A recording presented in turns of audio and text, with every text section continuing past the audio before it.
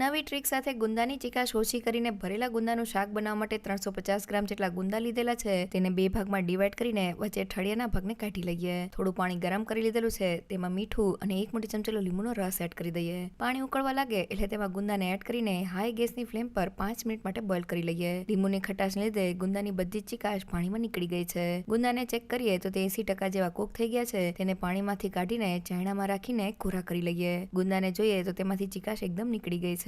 શાકના મસાલા માટે થોડા સિંગદાણા, તલ અને ગાંઠિયાનો હાથકચરો ભૂકો તૈયાર કરી લઈએ.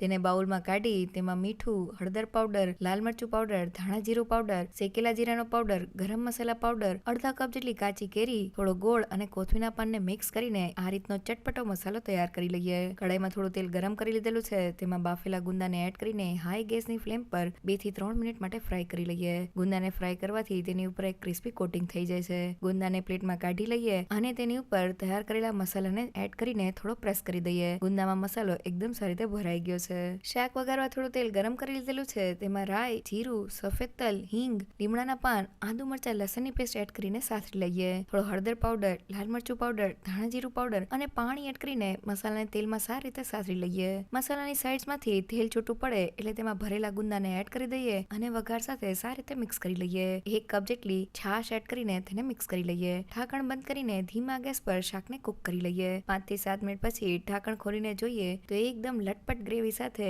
ભરેલા ગુંદાનું શાક બનીને તૈયાર થઈ ગયું છે. એકવાર જરૂરથી ટ્રાય કરજો.